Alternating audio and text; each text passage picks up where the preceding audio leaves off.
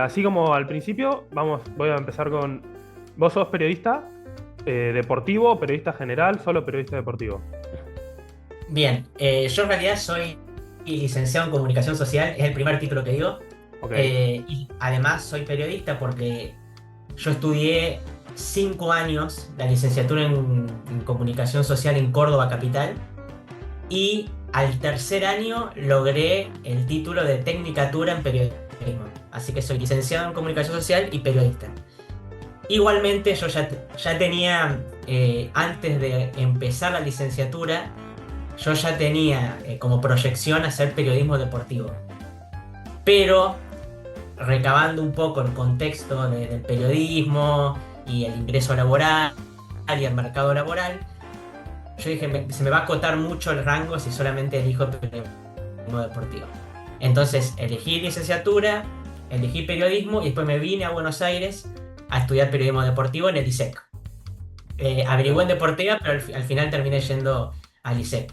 Y ahí me aceptaron las equivalencias de periodismo y licenciatura en comunicación social, y en vez de hacer 3 años de periodismo deportivo hice dos. Entonces ese es un poco mi camino académico. Ok, dijiste te viniste de Córdoba capital Sí. para acá. ¿Por qué elegiste, bueno, comunicación social y después periodismo Ujú. allá? ¿Por qué? ¿Qué es lo que te interesaba de la carrera o qué querías hacer de tu vida? Yo soy de los típicos periodistas frustrados por el fútbol. Ujú. Eh, en mi cabeza, cuando yo era adolescente, pongamos 14 15 años, eh, sentía fervientemente de que yo iba a llegar a primera.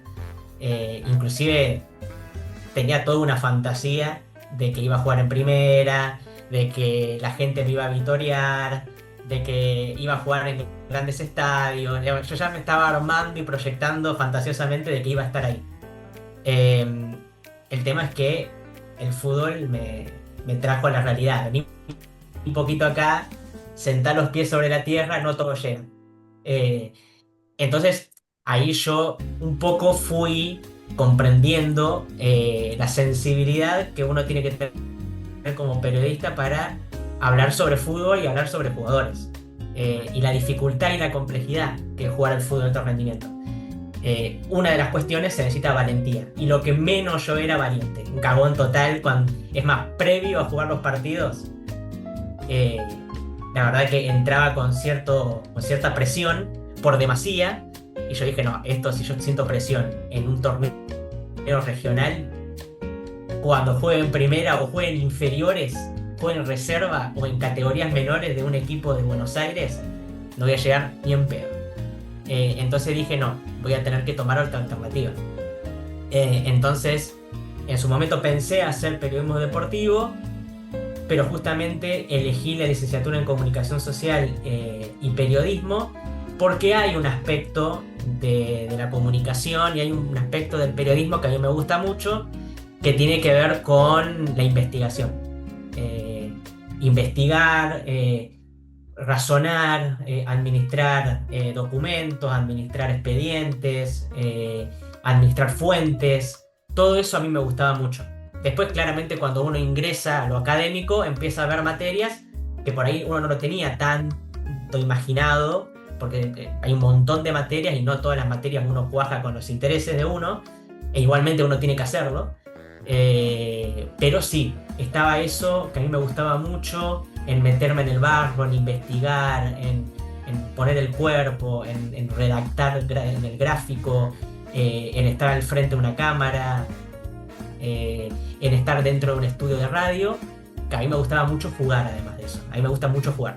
Y encontré la manera de querer jugar en el periodismo y en la licenciatura en comunicación social. Y periodismo deportivo sumaba todo el juego del periodismo y además el juego deportivo, que eso también a mí me encanta. Entonces un poco es eso, un poco es eso. Ok, y hablaste recién, dijiste, te gusta mucho investigar y el periodismo gráfico. ¿Hay alguna nota que vos recuerdes o no sé si fue tu primer nota, que vos recuerdes que dijiste, che, esto está realmente muy interesante, quiero escribir sobre esto, quiero investigar sobre este tema, un tema o una nota en específico que recuerdes? Puede ser de cualquier cosa, de distintas índole o...? Cualquier cosa. Bien, la primera investigación que yo hice fue en Córdoba, haciendo la licenciatura, esto fue en cuarto año.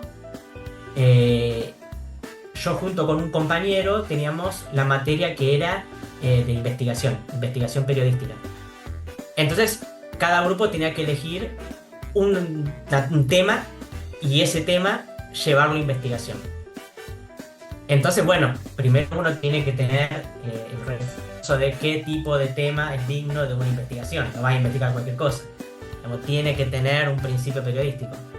Entonces, con mi compañero ahí explorando, dimos con un profesor de odontología de la UNC, la Nacional de Córdoba, de microbiología, que estaba en algunos chanchullos.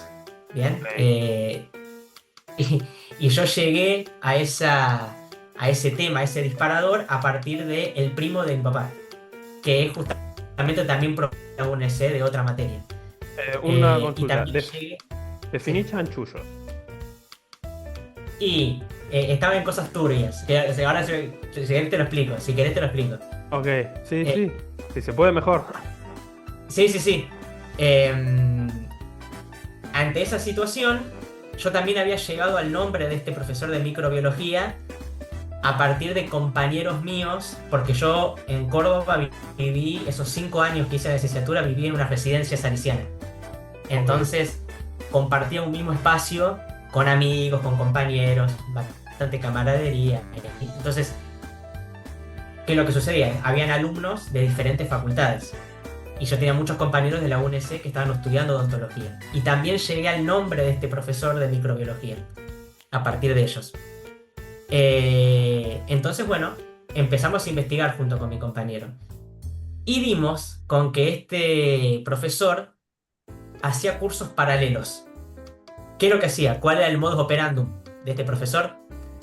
Desaprobaba a los alumnos, los mandaba a este curso paralelo, sí o sí tenían que ir al curso paralelo, y ellos después, los alumnos, cuando iban al final, este profesor ya tenía una lista ya prearmada de aquellos alumnos que iban a este curso.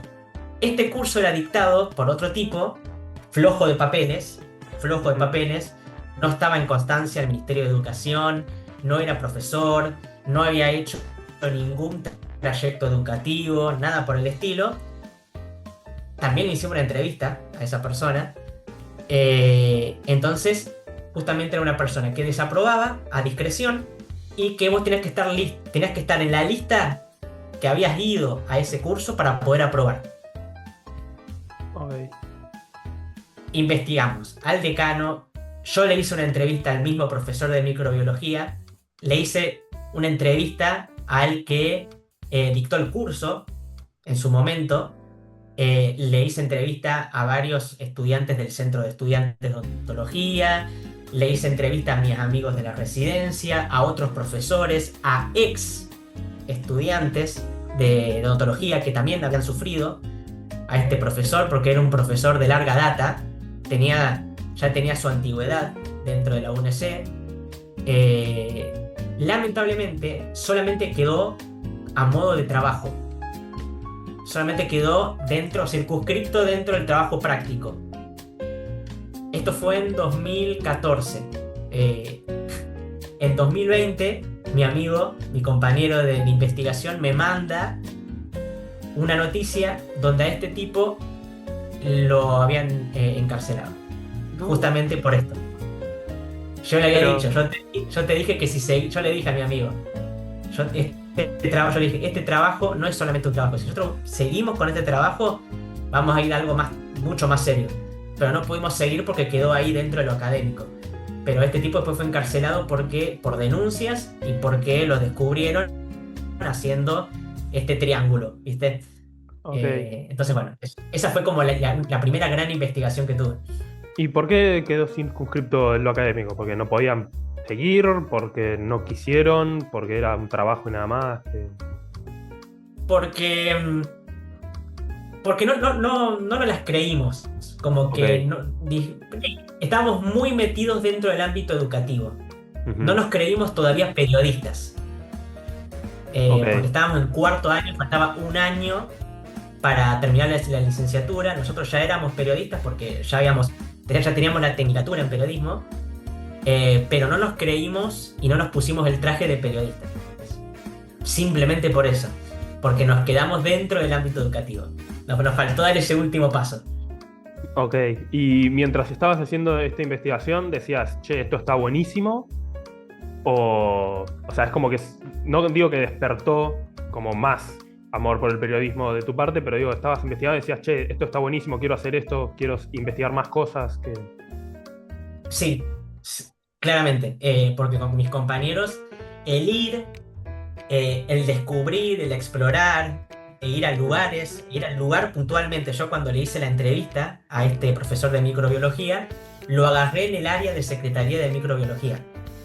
Y él estaba saliendo y yo le dije, ¿te puedo hacer una nota? Y él pensó que era una nota curricular, ¿viste? Nota de microbiología. Ok. Y no, era nota de investigación, porque inclusive ese profesor había sido denunciado por alumnos anteriormente a los medios más importantes de Córdoba, como por ejemplo Canal 12. Ujú. Entonces, ir a esos lugares, embarrarte, meterte ahí, escabullirte, ser un poco escurridizo. Es más, me acuerdo que el profesor me dijo, no quiero, cuando se dio cuenta hacia dónde iba la entrevista, me dijo, no quiero que me grabes. Mm. Entonces, yo seguí grabando, pero él puse en pantalla en negro el celular. Pero yo lo seguí grabando, él pensaba que no lo estaba grabando. Eh, entonces, bueno, yo lo seguí grabando, y grabé todo. Y él se puso muy a la defensiva, y porque él estaba pensando que yo lo estaba acusando de algo, y yo le dije, no te estoy acusando de nada, te estoy haciendo preguntas, estoy investigando. Pero él estaba muy a la defensiva. Y eso me gusta, como meter mucho el cuerpo, meter mucho, viste, la yugular donde se debe, y estar ahí, no quedarme mucho en el escritorio. Digamos, el periodismo del escritorio está todo bien, pero a mí me gusta estar un poco más por fuera del escritorio, e ir a locaciones, e ir a investigar, e ir a ver peritos, e ir a las fuentes, entrevistar a los protagonistas de la investigación. Creo que un poco el periodismo es eso, digamos.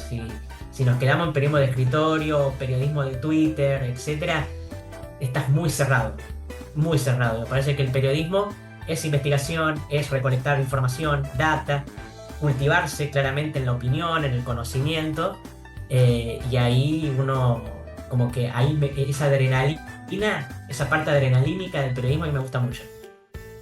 Ok, muy bien. También dijiste que eras un claro deportista frustrado. ¿Qué te pasa cuando haces tu ciclo de entrevistas en Página 12 con justamente deportistas de primer nivel? ¿Qué te genera eso? Eh, no sé si viste alguna vez la película de... ahora no me acuerdo, la de Meg Ryan, Harry conociendo a Sally. Sí, por supuesto. Peliculón. Bien, peliculón. Eh, Hay un momento que Harry le dice a Sally, vos terminás haciendo...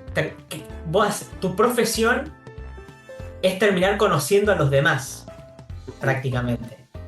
Y como que yo cuando vi esa película y esa parte de la escena, yo dije, ay, qué feo que sonó eso. Qué feo que sonó. Es como que vivís la vida de otro. A veces como periodista. Es horrible esa sensación. Y como que me quedé pensando, vivo la vida de otro que me gustaría yo tener. ¿Me entendés? Eso es por un lado.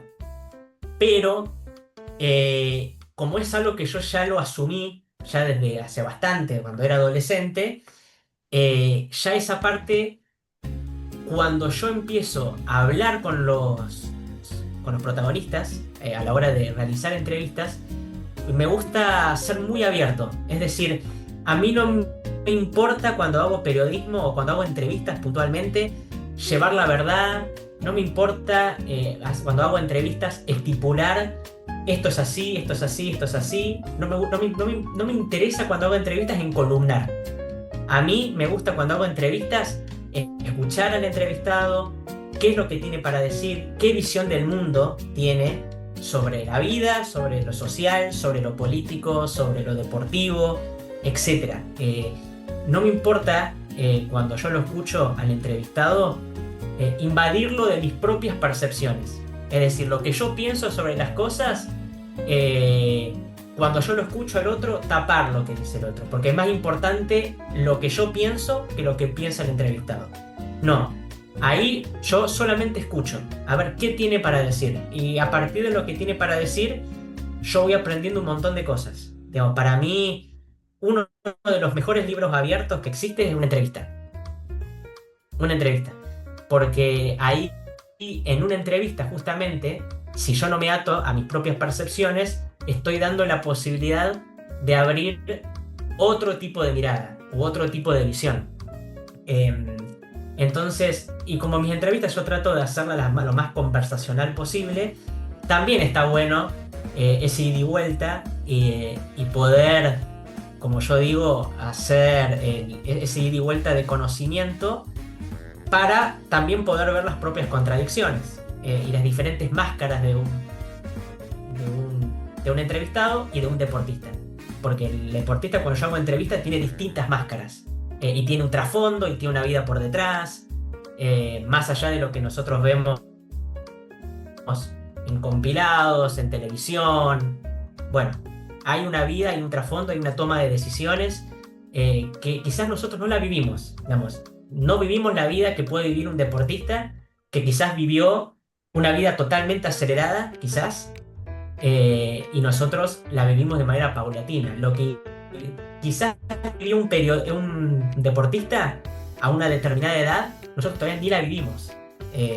El competir con otros al alto rendimiento, el poner el físico al filo, a poner el cuerpo en una línea delgada entre el sufrimiento, porque jugar al alto rendimiento tiene el punto de sufrimiento, tiene un punto de dolor ahí, porque se necesita una constancia mental y una constancia corporal para poder competir, que eso es lo que me pasó a mí prácticamente. Cuando yo vi que no tenía constancia corporal y constancia psicológica, chao, no puedo competir.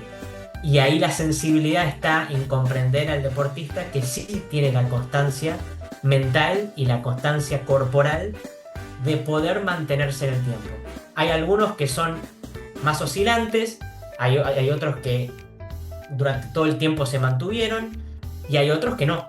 Hay otros que tuvieron un pico alto y después no volvieron a tener más ese pico alto y va siendo muy oscilante la cuestión. Va a depender de cada deportista.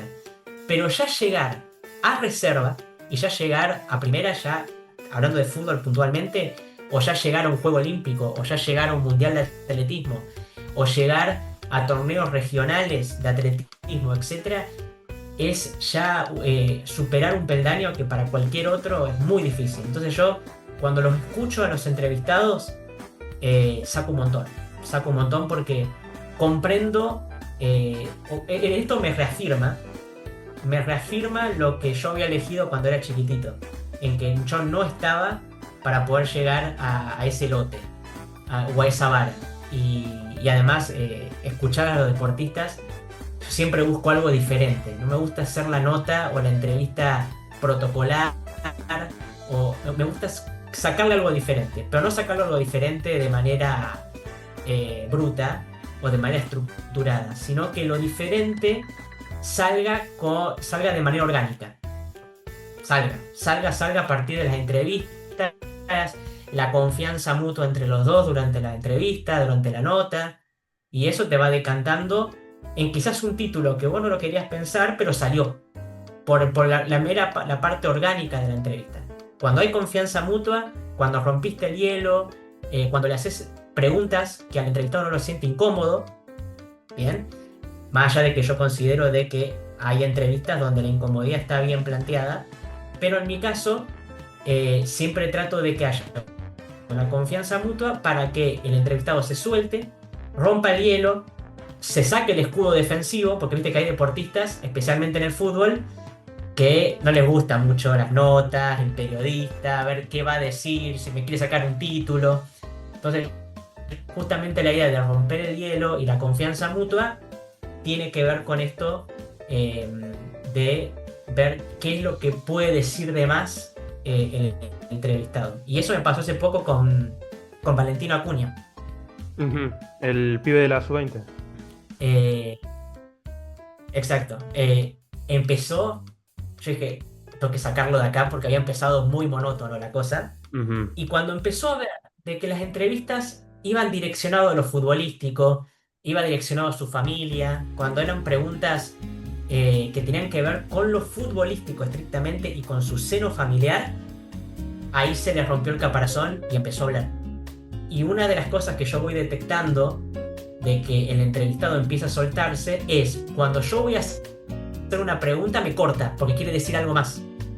Entonces está tan envalentonado en contar que hasta inclusive me calla un poquito a mí que quiere completar una idea.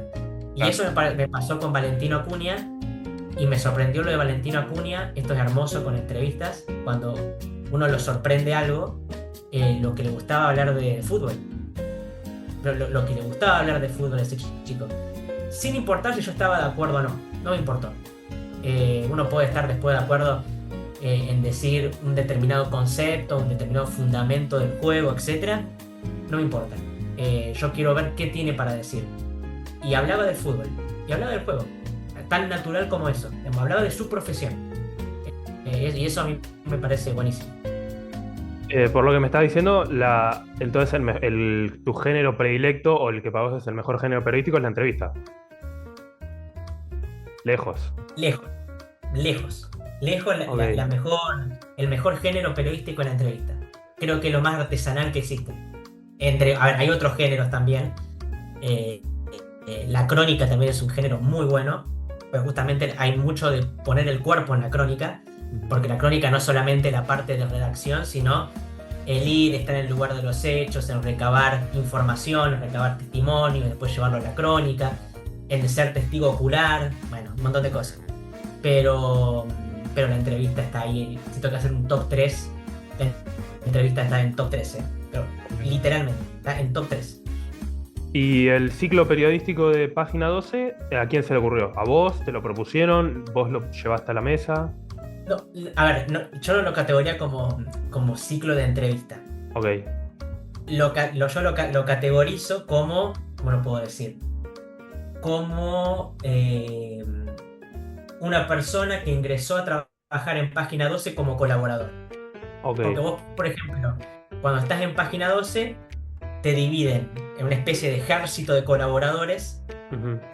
y por otro lado te dividen por antigüedad. Vos tenés periodistas de antigüedad que están en planta permanente, que tienen más posibilidades de hacer distintos géneros, columna de opinión, crónica, entrevistas, noticia. Están más abiertos, inclusive hay periodistas especializados que tienen la jerarquía, ¿no? Por ejemplo, hay un periodista especializado en tenis que tiene la jerarquización de siempre estar en primera línea de todo lo que tiene que ver con tenis. Entonces uno como colaborador que está en segunda línea tiene que comunicarse con el editor de Página 12 y decir, che, ¿puedo hacer esta nota para no pisarlo al que está en primera línea? Entonces, bueno, yo en este caso, cuando empecé a trabajar en Página 12, cuando fui a hablar con el editor, me estableció los códigos, las reglas, esto es así, así, así, así, y como yo trabajo como colaborador, le pregunté, bueno, ¿qué tipo de género puedo hacer?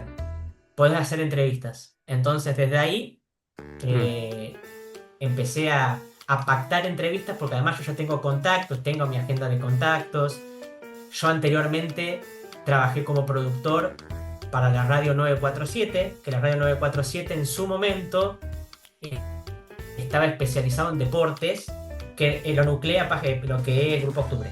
El Grupo Octubre nuclea Página 12, IP Noticias, en su momento 947. Ahora 947 está enfocado en música. Antes era todo deportivo. Además, el equipo de 947 en su momento estaba Bonadeo, estaba Pablo González, Souto. Es más, en la nota que le hicieron a Messi post Rusia 2018 fue en la 947, que se lo hizo Pablo González con Souto. Ahí se lo hicieron en la Radio 947. Okay. Bueno, y yo ahí trabajaba como productor en Ataque Futbolero. Cuando Ataque Futbolero en su momento tenía su programa radial. Trabajamos de 2019 a 2021, la radio cerró en relación a la temática deportiva, después viró a lo musical. Y ahí yo cuando empecé a ser productor, al principio era un queso, es más, me acuerdo que hoy por hoy mis amigos de Ataque Futbolero se matan de la risa porque yo quería pactar una nota con el ruso Berea. Claro. El ruso Berea como que buscaban otra cosa, ¿no? Buscaban algo más. Y empecé a recopilar contactos, empecé a comprender mucho más esos códigos y aprender a conocer mucho más las reglas que requería ser un productor, a tener estos contactos de otros contactos y empezar a armar una red de contactos. Y esa red de contactos los tengo hoy por hoy en mi celular y es lo que me permite después conseguir a estos deportistas. Ingresar a grupos culturales, a grupos deportivos, a grupos periodísticos que también te brindan contactos, hablar con prensas, porque uno tiene que lidiar con prensas de equipo, prensa de selección, que ahí uno tiene que tener distintos casilleros llenos para poder llegar a determinados jugadores. Uno puede llegar a deportistas de la manera más loca posible o de la manera más inesperada posible. Yo he llegado, por ejemplo, hicimos una nota en Rafa Márquez. Él tiene abierto su casilla de mensaje de Twitter y yo hay un concepto en periodismo que es no pierdo nada. No pierdo nada en escribir. ¿Qué pierdo? Entonces mando. No pierdo nada en llamar. Entonces llamo. En el ser productor es una lucha constante entre la personalidad de uno y cuánto sos de pesado. ¿Bien? A mí no me gusta mucho ser pesado. Inclusive cuando mando muchos mensajes o llamo, me considero pesado para con la otra persona. Me siento demandante, me siento, atareando a la otra persona.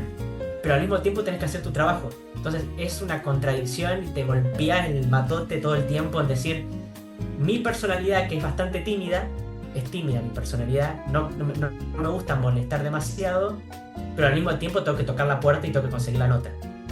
Y jugué mucho en esa ambivalencia, ¿no? Y me acuerdo que le mandé un mensaje a Rafa Márquez por Twitter, me contestó el otro día de que podía hacer una entrevista. Entonces uno llega a ciertos contactos de la manera más inesperada posible. Esto fue con Ataque Futbolero. Y Ataque Futbolero no es ESPN, no es Teis Sport, no es Gastón Edul o Sofi Martínez, que ya tienen las notas pactadas, ya tienen toda una estructura ya armada. Entonces uno, por ejemplo, trabajando como Ataque Futbolero, esos trofeos, que yo los considero un trofeo, conseguir una nota de determinada envergadura es un trofeo, tiene más valor, digamos, porque uno tiene que perseguirla desde atrás.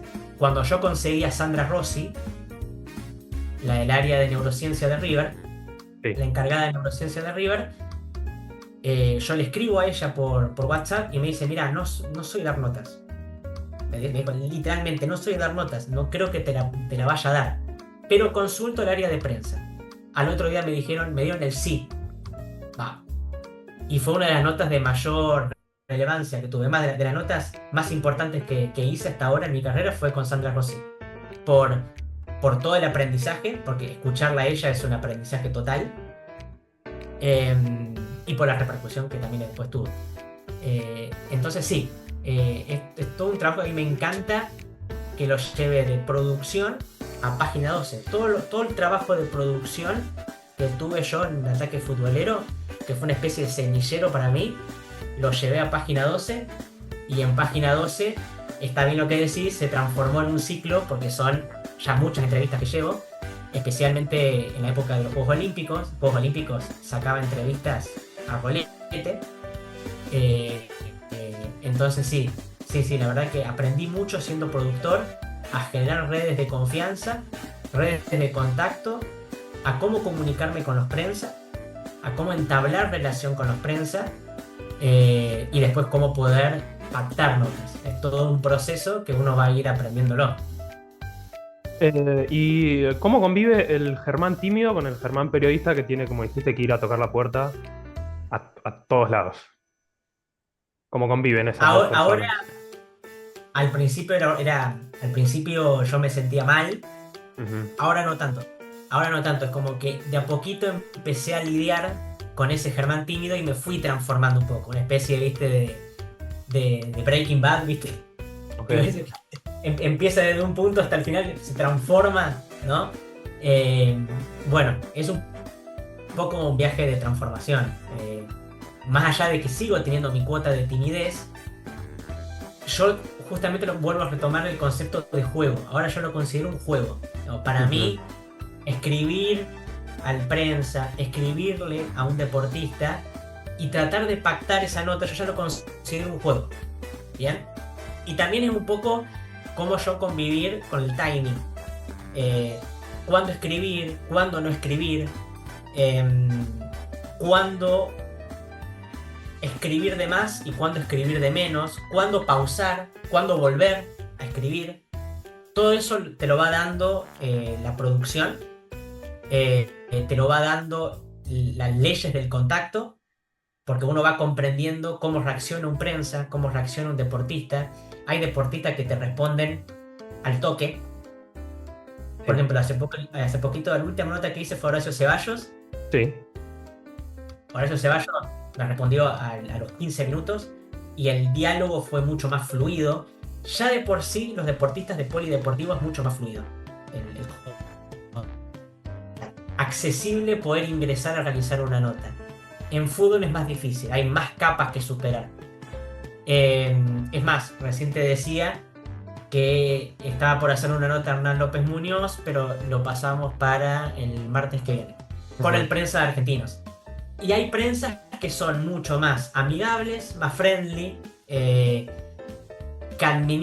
te dan más espacio, que no solamente le dan espacio a los medios de gran relevancia, sino también le dan espacios a los medios más chicos.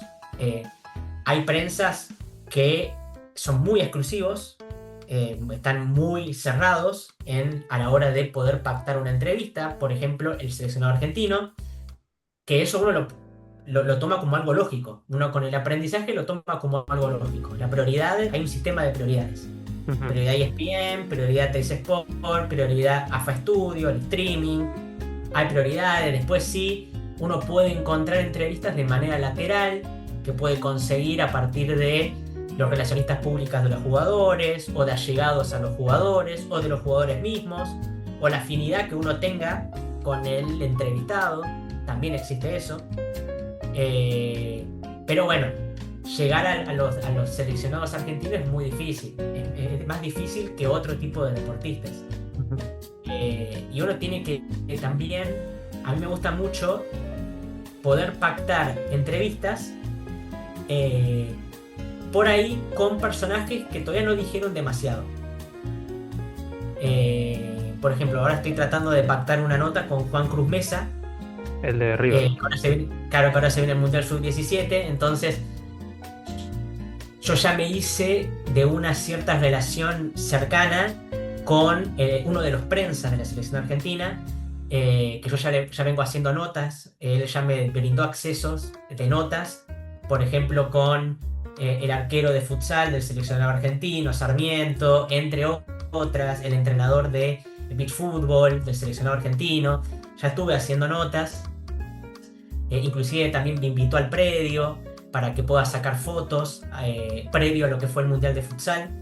Eh, entonces, como que también es ir generando esa relación, y esas propias relaciones, esas redes de confianza que uno va armando, te va dando confianza también a vos y va mermando la timidez, porque la timidez la terminás solapando con rigor periodístico, ¿no? Ya cuando tenés rigor periodístico, ya no te va haciendo tan mal eh, lo demandante que sos o no tan demandante que sos. No, porque ya sabes, tenés más muñeca, tenés más soltura, eh, trabajás con mayor naturalidad, ya estás dentro del ámbito, ya lo conoces al ámbito, y sabés cómo desenvolverte. Entonces, la timidez sigue, pero yo lo termino solapando con el rigor periodístico. Entonces, esa contradicción no me pesa tanto.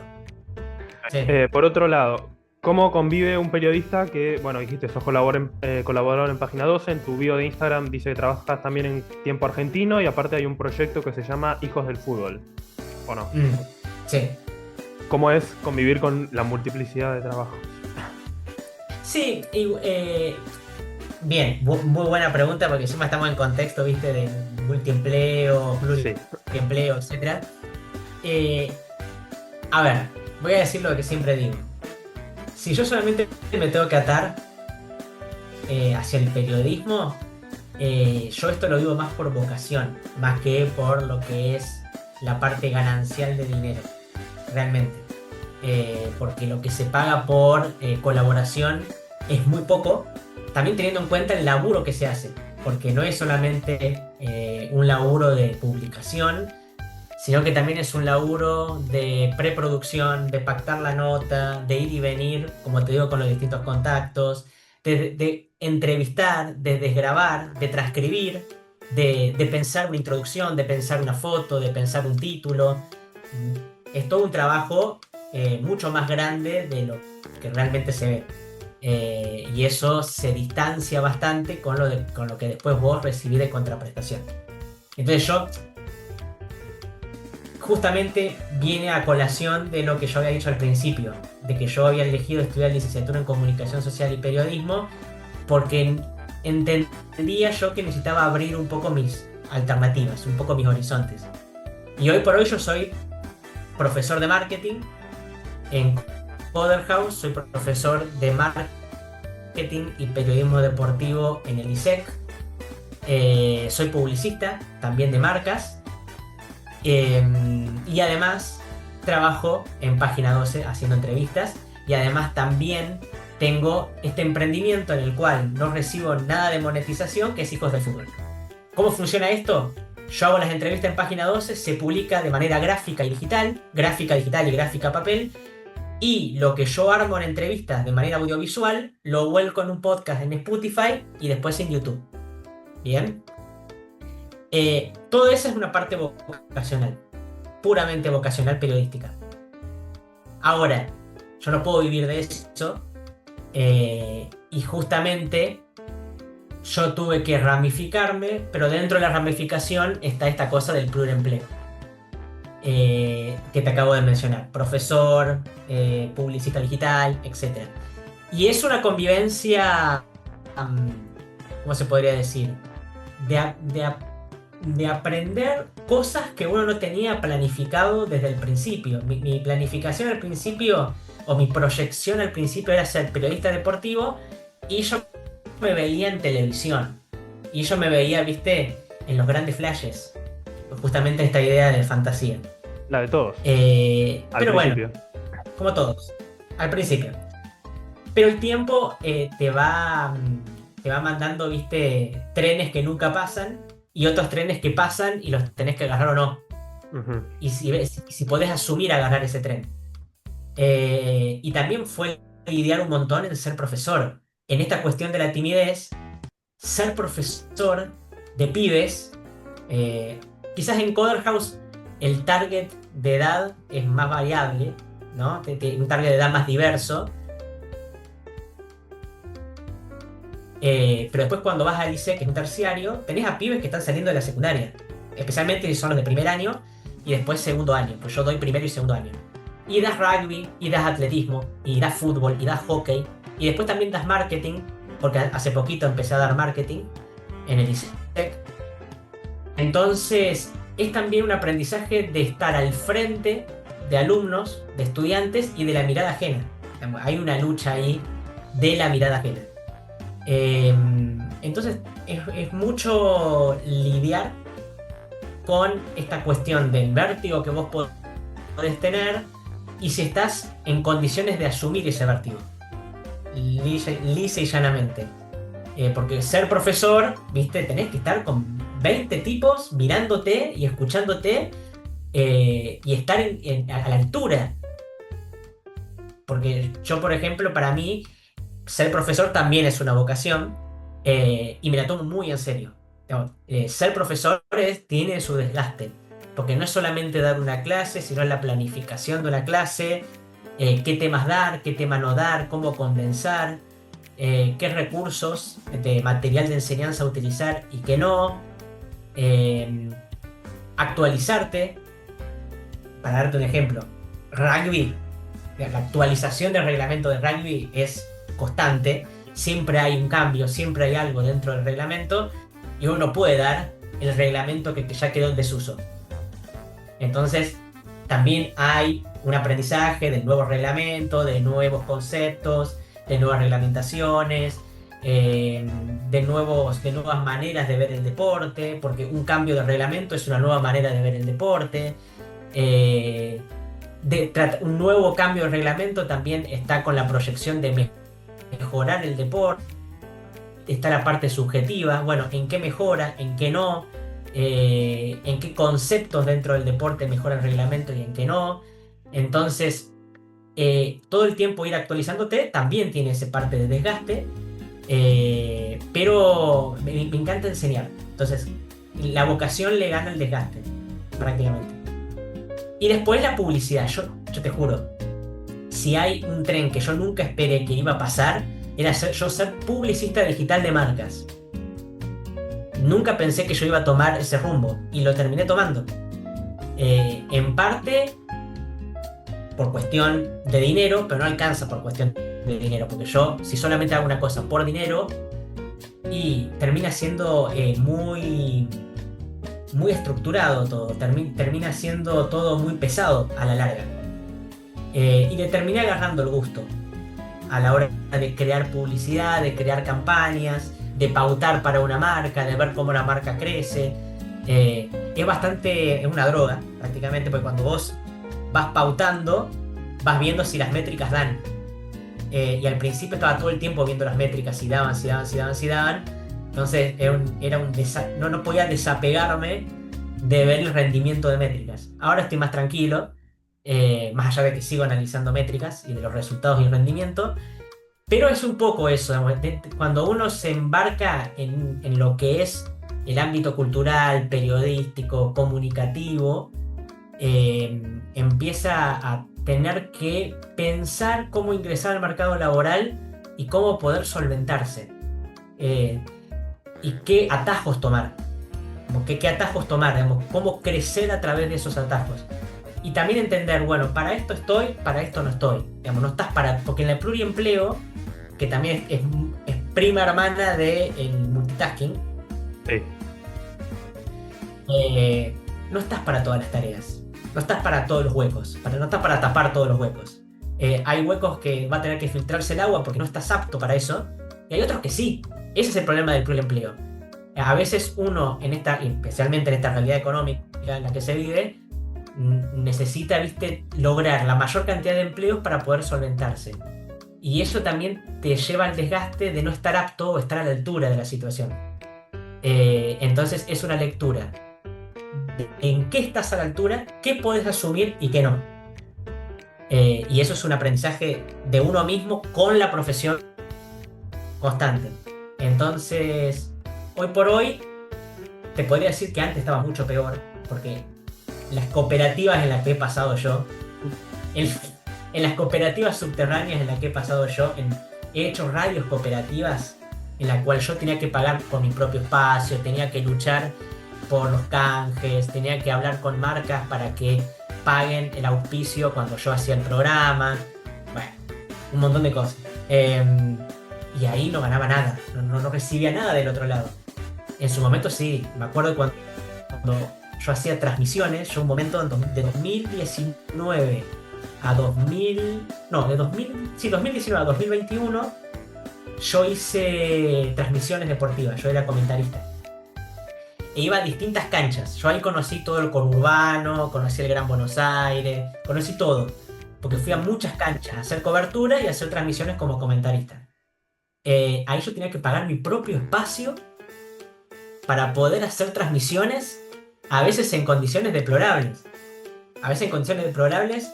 Me acuerdo, no sé si te acordás de este partido, cuartos de final, River Independiente, Copa Libertadores 2018.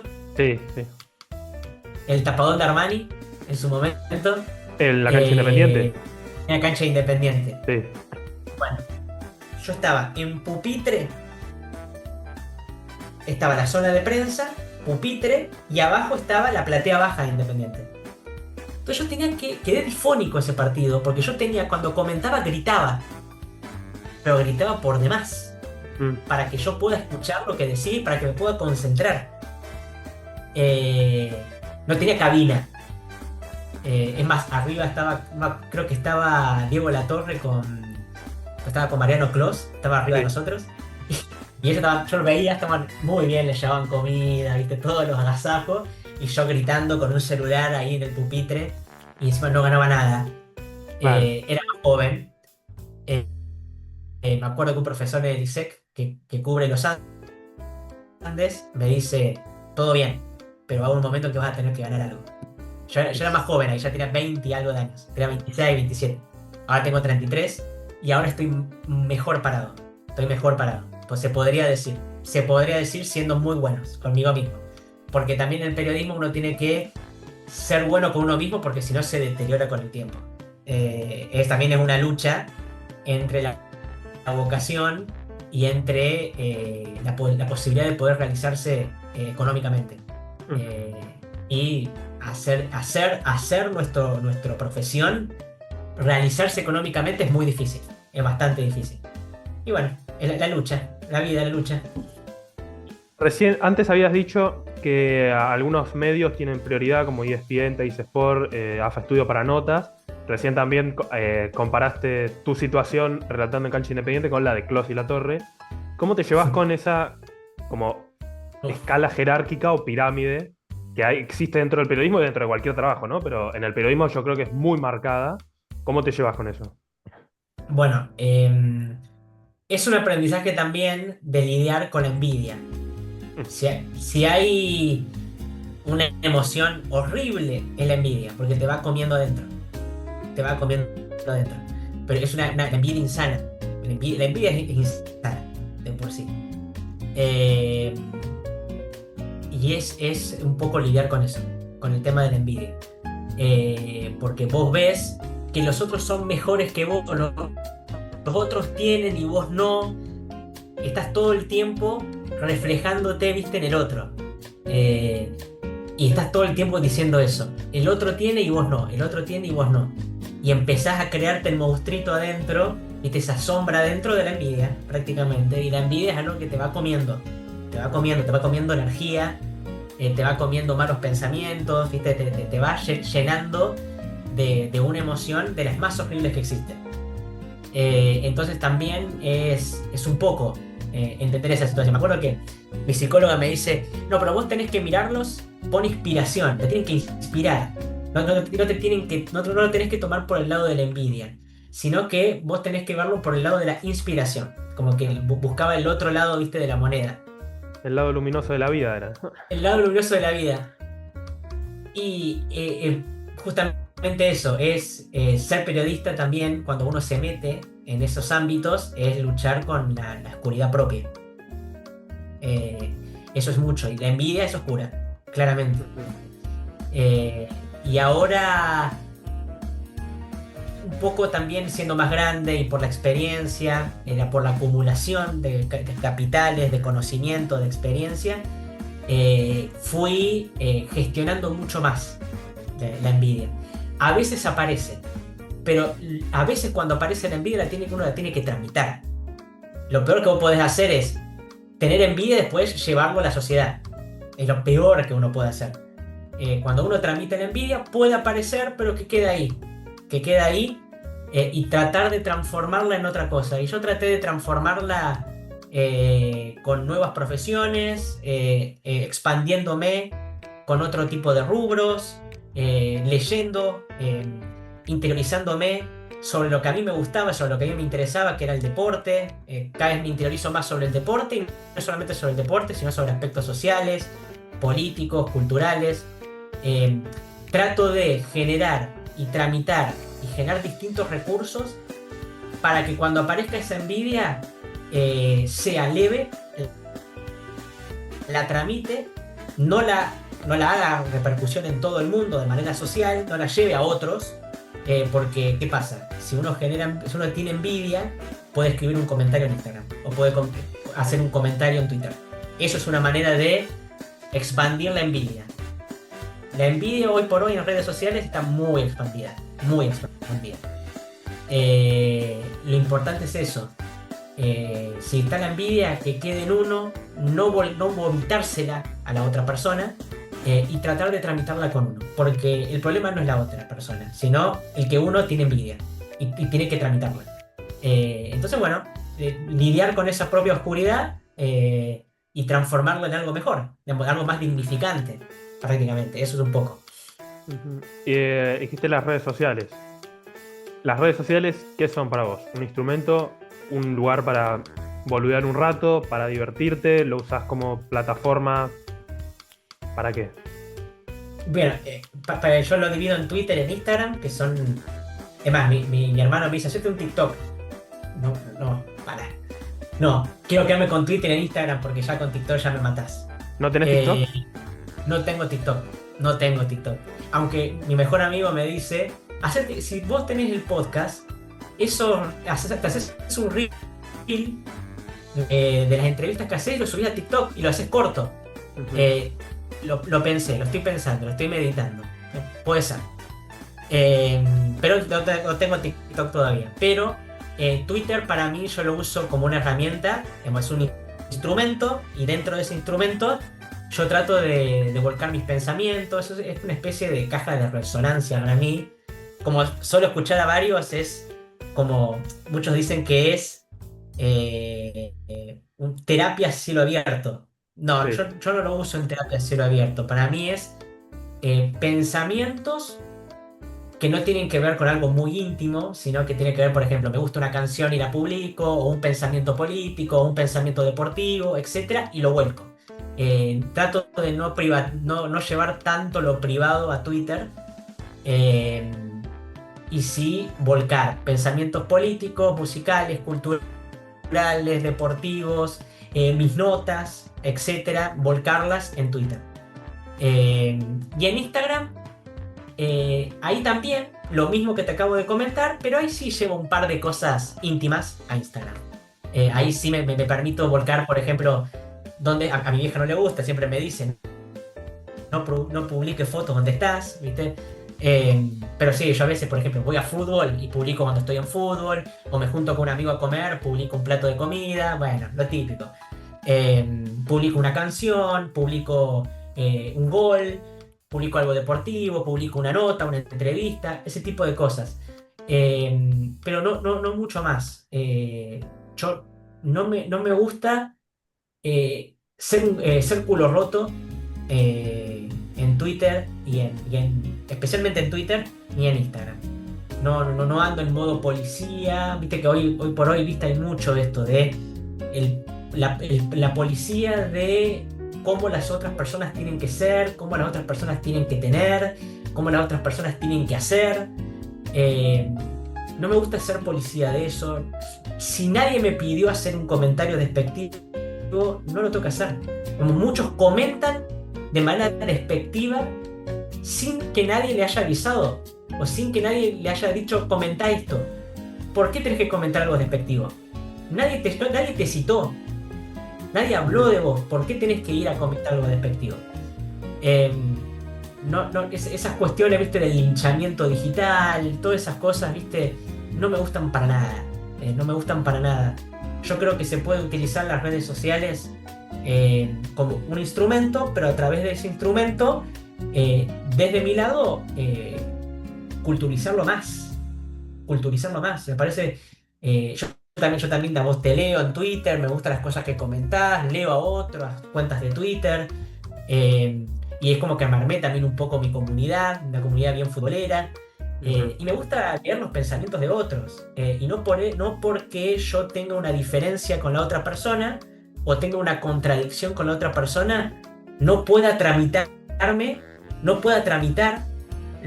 las opiniones, los pensamientos, y tenga que volcarle mi envidia, mi resquemor, mi odio. No, No porque lo que vos sientas desde la oscuridad tenés que volcarlo socialmente en las redes. No, eso lo tenés que tramitar vos y, en todo caso, quedártelo vos y transformarlo en algo mejor. Transformarlo en algo mejor. A mí no me gusta eso cuando veo en las redes, que hoy por hoy, algo que no estoy tolerando es los comentarios que leo de la selección de Argentina. Ahí ya volvió a nacer el culrotismo. Yo Sí. ya no puedo escucharlo. Yo trato de situarme en lo que representan esos jugadores futbolísticamente, los pensamientos de Mana o lo de Scaloni, etcétera, que son interesantes, uno lo escucha y pueden ser interesantes y puede uno estar en desacuerdo o no, pero se entra dentro de un área de conocimiento y trato de apartarme de esa cosa lateral del culorrotismo, pero a veces se me hace muy difícil porque cuando ingreso a Twitter el algoritmo me lleva al culorrotismo. Vos hablás de los nenazos antiselección, el grupo nenazo Los, antiselección, los nenazos antiselección y los nenazos hiperselección. hiperselección. Si me das a elegir, prefiero los nenazos hiperselección, ¿eh? Sí. Prefiero mil veces eso. Son boludos alegristas, pero son más tolerables. Los nenazos culos rotos, esos no me los aguanto. Y trato, viste, de irme, pero cuando ingreso aparecen citas, aparecen comentarios por el algoritmo de por qué Messi se fue al Inter de Miami. Un tipo que se iba a jugar a Singapur para jugar contra Arabia Saudita. ¿Entendés lo que te digo? Medir el grado de compromiso que tiene, por ejemplo, Messi con la selección argentina, eso es ser culo roto, ya habiendo ganado todo encima. Pero eso es justamente, vos tenés que ir a un hospital y tratar tu colorrotismo. Ujú. En todo caso. En todo caso, es eso. Pero no tiene nada que ver. Por eso esta cuestión de... Está pasando mucho en las redes sociales la construcción del deber ser. La otra persona debe ser, debe tener, debe hacer, según la percepción mía. Pero es una cuestión muy de no reconocer, no hay un reconocimiento del otro. No sabes qué hay en el fondo, qué está sucediendo, qué toma de decisiones, por ejemplo, hubo entre Scaloni y Messi. Estamos hablando de un pibe que tiene 38 años, a cumplir 39. Si hay una gestión del capital físico de Messi. Habría que hurgar un poco más, habría que explorar un poco más por qué se toman más decisiones, si Messi empieza cada vez más a dosificar más, porque cada vez la mayor cantidad de cargas de partidos que puede tener Messi le puede pasar cuotas, y en el último tiempo Messi tuvo lesiones. Entonces, y si alguien que conoce el cuerpo, su cuerpo es Messi, entonces ahí hay una cuestión que no estoy seguro, pero a veces hay que ser escépticos, ¿no? A veces hay que dejar pasar. Hay que dejar pasar, no podemos comentar todo el tiempo todo. No podemos comentar todo el tiempo todo. No somos tan importantes. A veces hay que decir, no somos tan importantes, me quedo acá en mi cubículo, con mi propia miseria, con mis propias desgracias, con mis propias emociones oscuras, y me quedo acá con esto, pero no se lo vuelco a otra persona en Twitter o en Instagram. Pasa más en Twitter. Bueno, pasó ahora con Paredes y el fallecimiento de Russo, que a los 5 minutos ya era un escarnio público, pero a otro nivel. Y a lo mejor después habló y dio sus razones, puedes estar de acuerdo o no, pero tenés que esperar a que hable. Porque eran 30 segundos y Paredes ya era del muchas gracias por volver a la peor basura que pisó el club. Entonces, no hay forma de manejarse así, ¿no? Es insostenible. Lo que pasa en Twitter, como siempre digo, es un ágora virtual, que lo que pasa en Twitter no es la realidad. Exactamente. ¿Bien? Eso partamos de la base. Lo peor es uno ofuscarse y tomarse demasiado en serio. Es difícil, pero tomarse demasiado en serio Twitter. Cuando uno se toma demasiado en serio Twitter, entra en un, como yo el otro día se lo dije a García Bacino, Sí. es un tarrón de dulce de leche que vos 2 kilos lo empezás a comer y te empalaga. Y ya hay un momento en que empezás a detestar eso. Hay una realidad del otro lado, y hay una vida del otro lado, y hay toma de decisiones del otro lado, y hay una experiencia del otro lado, y hay un ser y un tener del otro lado que no nos compete a nosotros. No tenemos que sacar partido de todo rápidamente. A lo primero Listo, tenemos que formar parte. No formemos parte de todo. Mejor repleguémonos tranquilos y utilicemos las redes sociales de una mejor manera. Es eso. Y encima, lo peor que vos podés hacer es ser culo roto de esta selección. Yo no puedo escuchar, a mí me hace mal esto, no sé por qué traje este tema. Yo no puedo escuchar, pagamos caro el mundial. Yo me muero. Me parece que a veces, ¿cómo que pagamos caro un mundial de fútbol? No estamos hablando de la Joan Gamper. Estamos hablando de un campeonato mundial de fútbol, que es religión acá en Argentina. Nos costó caro. Ganamos una Copa del Mundo. Pues sí. No puede ser no pueden. A veces hay que retirarse. Hay que retirarse, guardarse un poco y no ser tan visibles. Está bueno no ser tan visibles a veces. Bien. Por último, voy a aprovechar los últimos 10-12 minutos que quedan de vida de esta reunión para salir un poco del periodismo. Veo un Buzz Lightyear, una placa de la estación 9 3/4 y una varita de Harry Potter. Sí. ¿Qué pasa con eso? ¿Por qué está ahí? ¿Por qué justo infancia. eso? Infancia. Infancia, digamos. Señor de los Anillos y Harry Potter, impacto generacional. Okay. Digamos, si vos me preguntás qué primeros recuerdos tenés que te maravillaron, Harry Potter y Señor de los Anillos. Y eso que el Señor de los Anillos y la Comunidad del Anillo no la vi en el cine, la vi con un amigo que me dijo: tenés que mirar esta película en VHS. Lo puso en su televisor y yo quedé. Señor de los Anillos, El Hombre Araña de Raimi y Harry Potter fueron mis primeras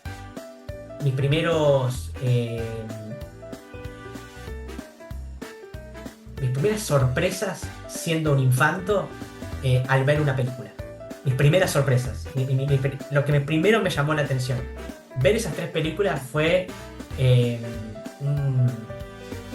como se dice hoy por hoy, hay una palabra, un canónico, un evento canónico. Un evento canónico. Yo dije, no, esto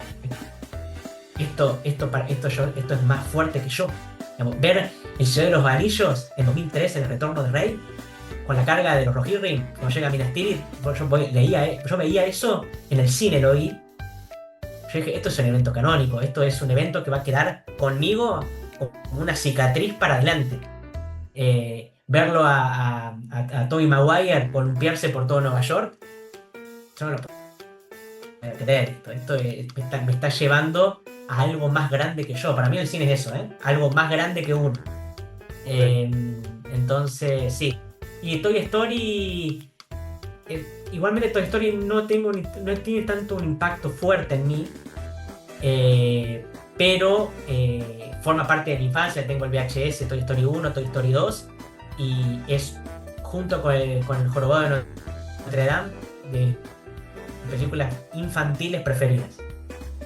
Toy Story 3 es una joya. Es más, me acuerdo que Toy Story 3 la fui a ver con mis viejos y mi hermano. Termina la película, esto fue en 2010, y me voy a ver la final de España-Holanda, el Campeonato del Mundo. Fue el mismo día. Sí. O sea, Harry Potter, Señor de los Anillos, El Hombre Araña de Sam Raimi, los tengo ahí arriba. Ok, y te tiro 2. Un personaje favorito y un personaje con el que te identifiques, que no son lo mismo. O capaz sí en tu caso, pero no lo sé. Generalmente no son lo mismo. Personaje así de cinematográfico. Sí. Puede ser, por ejemplo, videojuego, lo que sea. Lo que sea. Mi personaje favorito, voy a decir uno nuevo. Tengo varios, pero voy a decir uno nuevo, que fue de las últimas obras audiovisuales que caló hondo en mí. Hoy, cada vez que me fui haciendo más grande, cada vez calan hondo en mí muy pocas obras audiovisuales, que es el de Last of Us. Ok. El juego de Last of Us. El personaje de Ellie me parece una cosa una cosa que está por fuera. A veces me supera. El personaje ese de Ellie en The Last of Us 1, sobre todo el 2, fue bastante denostado el 2. Para mí me parece un personaje tan complejo, tan amplio, con tantas capas para poder analizar. Eh, Me parece un personaje riquísimo, riquísimo. Esta cuestión de, de cómo ella, especialmente en el 2 había quedado ahí algo trunco y había quedado algo cerrado que no se había podido cerrar con Joel, que fue como no era su padre biológico, sino su padre adoptivo. Había quedado ahí algo no resuelto, y no lo pueden resolver justamente porque, no sé si vos lo jugaste. Bien, ¿lo cuento o no? Sí, sí, sí, obvio. Bueno, Joel en el 2 al principio termina falleciendo, termina matando, mejor dicho, Ok. termina matando un grupo paramilitar.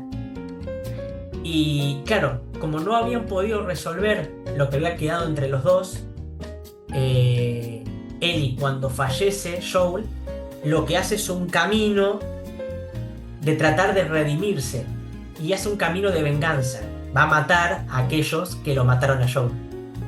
Y cuenta todo el viaje, es como esa trayectoria, ese recorrido de venganza deja secuelas, ¿no? Deja efectos secundarios. Pero es tan amplio, es tan amplio, The Last of Us 2. Es más, es muy bueno como durante todo el viaje la presencia de Joel, más allá de que no está presente físicamente, está presente en el cine. Por ejemplo, ella en un momento, con una de sus, bueno, su novia, porque bueno, justamente es lesbiana, van a un teatro y en un momento le habla a una portada de cine, a una cartelera de cine, y en esa cartelera de cine estaba la película preferida de Joel.